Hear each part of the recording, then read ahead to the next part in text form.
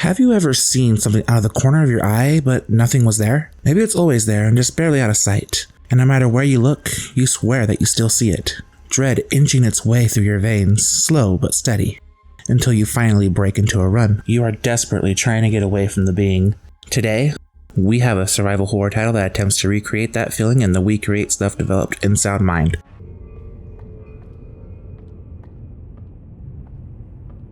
Desmond Wells, a therapist, has been trapped in what appears to be his apartment building. Although something is wrong. He feels like he is being watched, and it isn't long until he sees a mysterious entity that torments him. While exploring his surroundings, Desmond discovers that his patients' homes are in his apartment building, existing in taped sessions between himself and the patient. Now he must dive into the tattered psyches of his former clients, all while attempting to figure out what they had in common, besides himself. The premise of Unsound Mind reveals itself gradually, only sharing enough through his recordings and hints about each person that Desmond treated. For example, Virginia, the first tape that players tackle, is littered with mirrors exploring her personal trauma and eventual resolution. Each story is self-contained as each character had no interactions with the other, leading Desmond to question whether or not he is the cause. Even though the tapes seemingly have nothing to do with the other, each story pulled me in, and by the end I felt connected to the characters and this supernatural world. Their issues are relatable while showing how unhinged they are, which is a hard line to walk without forcing exposition down players' throats.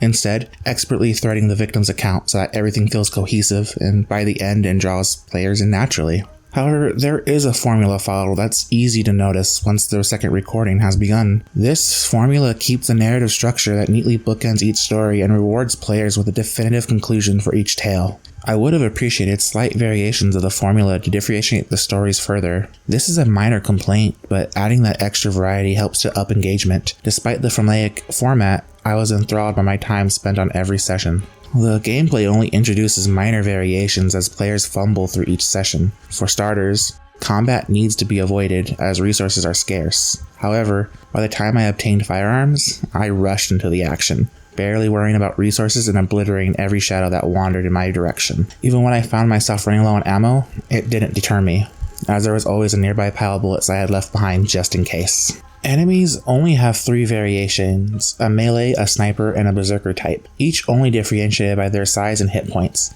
Headshots are the best way to dispatch foes so long as players keep cool and stay accurate. Accuracy rewards players by saving ammunition, and with so much being given, there isn't a need to stealth by anything besides the bosses. I feel like this could have been balanced out by either reducing the amount of ammo found as the player's accuracy goes up, or have repercussions for using weapons. The boss encounters at the end of each stage is unique and challenging, which overcomes the shortcoming of the normal enemies. Each needs to be dispatched by exploiting their psychoses using unique items you obtain earlier in the level. These encounters add plenty of thrills. Each time I faced one, I was forced to choose either to fight or avoid them altogether. Removing the average shadows and forcing you to interact with each entity more would have added more tension. This doesn't mean that tension is in short supply though. I frequently looked around, ensuring I wasn't being followed by something that I swore I heard. Usually, I would be rewarded with nothing but empty air, but occasionally the spook that follows Desmond around would be there smiling at me. He doesn't hurt the player, nor does he even scream. Instead, he only looks at you, and then disappears. The spook appears randomly as you explore around without alerting you until you spot him. There are times I would only catch a glimpse of him from the corner of the screen,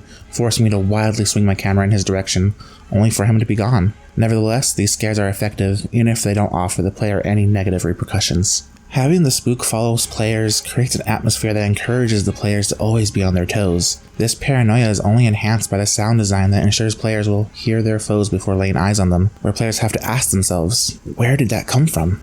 Unsound Mind excels at its atmosphere and characterization of Desmond and the delusions of his patients. Combat can feel a little lackluster, and the story structure is formulaic. However, there's a love of horror on display found in the environments and core design of the experience. Noisy Pixel is giving Unsound Mind a 7.5 out of 10. Thanks so much for watching. Stop by and read the full review over on noisypixel.net. Noisy Pixel is run by a group of gamers that work hard to deliver news, reviews, previews, and more. Please subscribe to keep up with all our future content. Nathan out.